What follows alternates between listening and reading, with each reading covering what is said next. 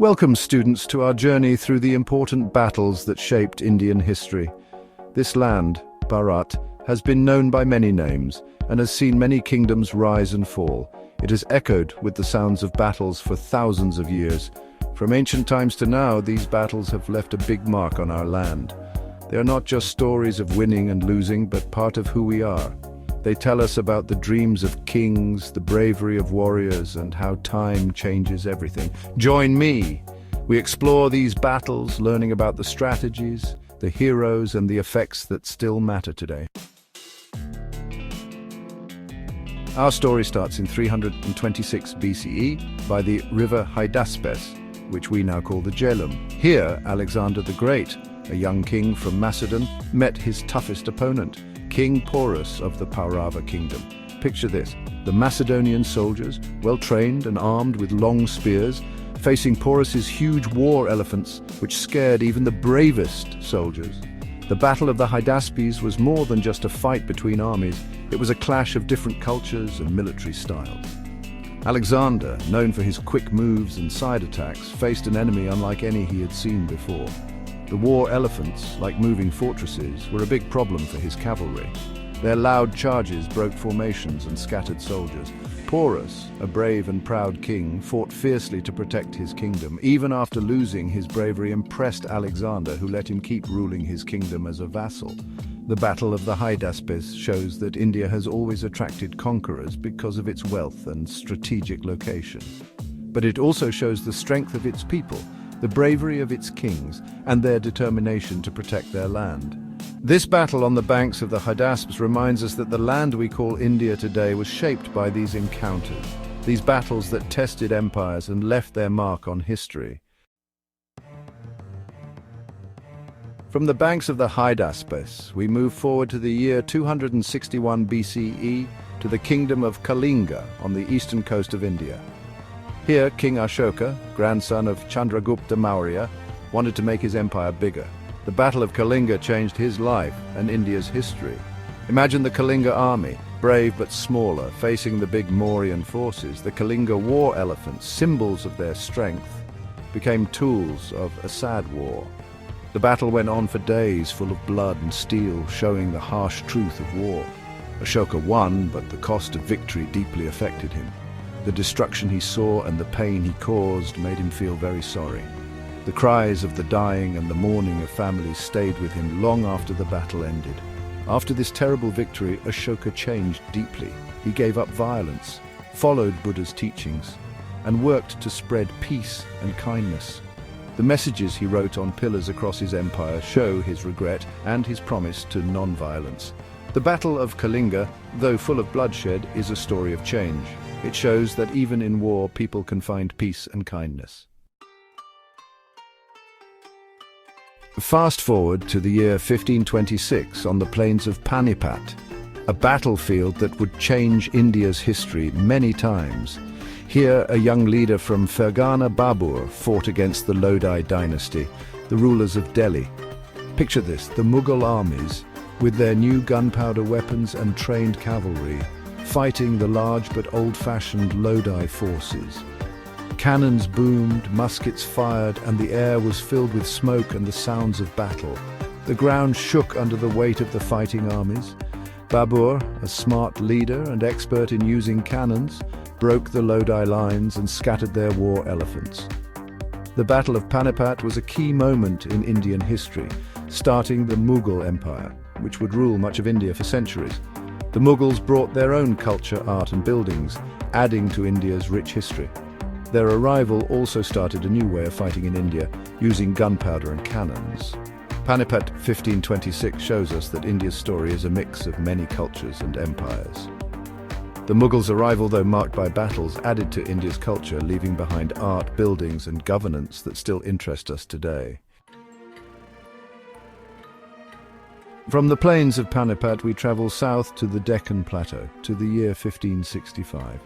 Here, the Vijayanagara Empire, a strong Hindu kingdom, faced a big challenge. The Battle of Talikota was a fight between the Vijayanagara Empire and the combined forces of the Deccan Sultanates. It was a key moment in South Indian history. Picture the grand Vijayanagara army with soldiers from all over South India, their banners flying in the wind and their war elephants ready for battle. But against them stood a strong alliance, the Deccan Sultanates, united to defeat Vijayanagara. This battle was not just about land or power, it was a clash of cultures, a fight between two different ideas of India.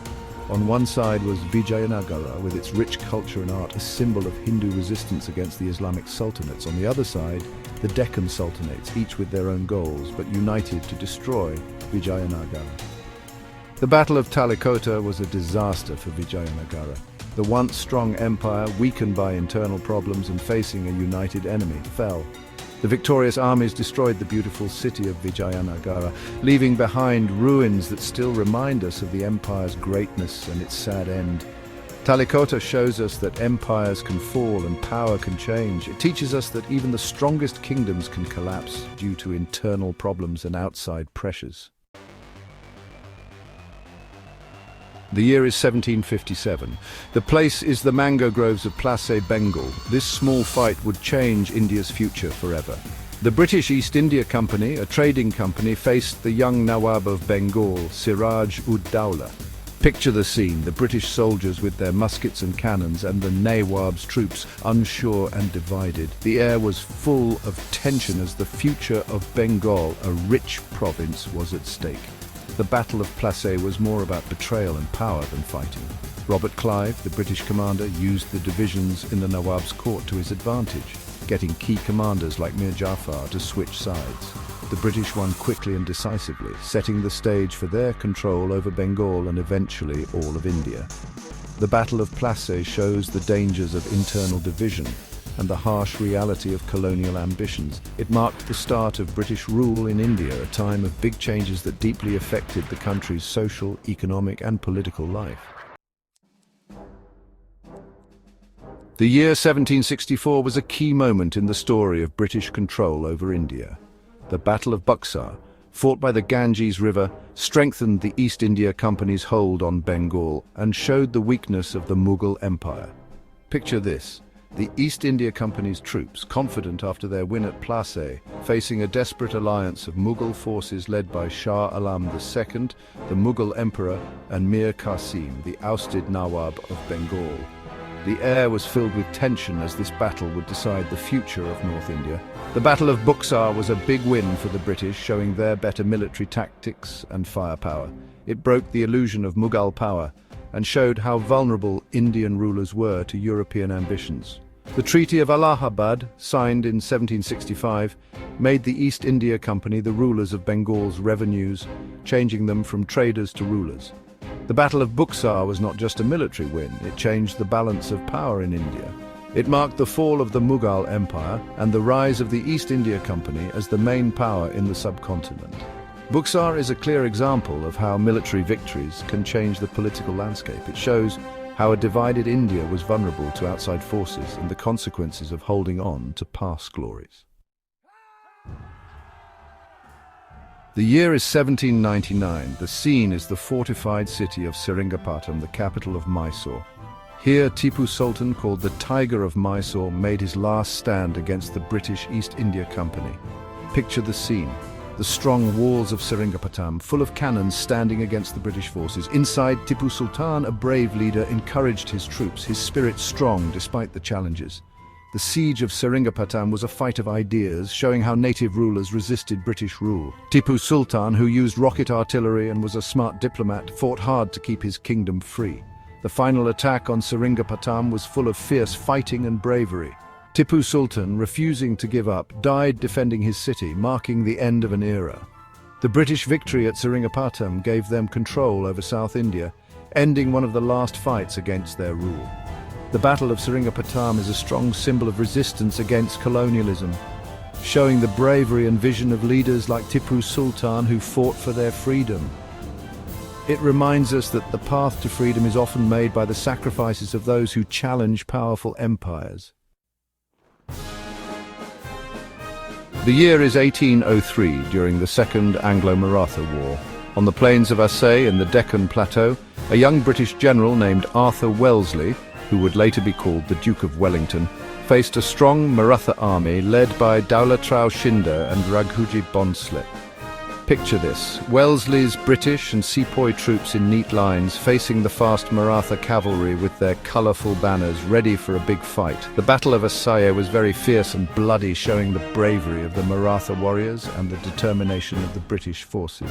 Wellesley, even though he had fewer soldiers and faced a strong enemy, showed great tactical skill that would later make him famous in Europe. Despite losing many men, Wellesley's forces won the battle, with their muskets and artillery being key against the Maratha cavalry. The Battle of Assaye, though costly, strengthened British control in Western India and weakened the Maratha Confederacy. Assaye reminds us of the harsh realities of war and the human cost of empire building.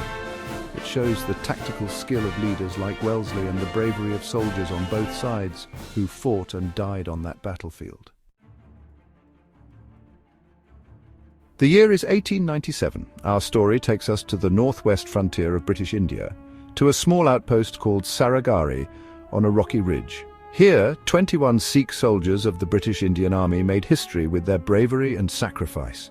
Picture this: Sarigari, defended by 21 Sikh soldiers led by Havildar Ishar Singh, facing 10,000 Afghan tribesmen. The air was filled with the sound of war drums and battle cries, showing the intensity of the Afghan attack. Outnumbered but brave, the Sikh soldiers defended their post with great courage. They fought with their rifles, their hearts filled with Chardi Kala, a spirit of optimism and courage.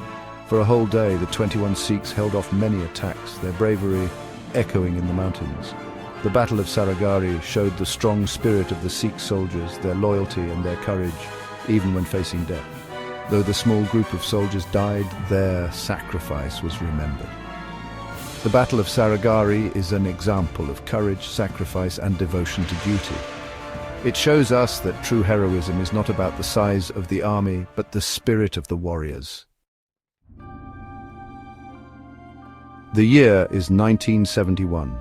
The desert sands of Rajasthan became the battleground for a conflict that would shape the future of two countries.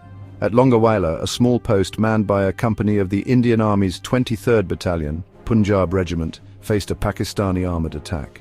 Imagine the scene: the vast Thar desert lit by the moon and flares. 120 Indian soldiers, led by Major Kuldip Singh Chandpuri, stood their ground against a Pakistani brigade with tanks and artillery. The ground shook under the weight of the Pakistani attack. The Battle of Longawaila was a fight between unequals, showing the strong spirit of the Indian soldier. Outnumbered and outgunned, the Indian soldiers fought bravely, driven by their love for their country. The roar of Pakistani tanks was met by the fire of Indian recoilless rifles and the thunder of Indian Air Force jets at dawn. Despite being outnumbered, the Indian soldiers, with help from airstrikes, stopped the Pakistani attack, causing heavy losses.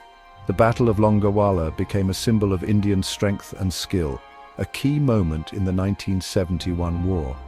Longawaila stands as proof of the courage and determination of the Indian soldier, showing they can overcome great challenges.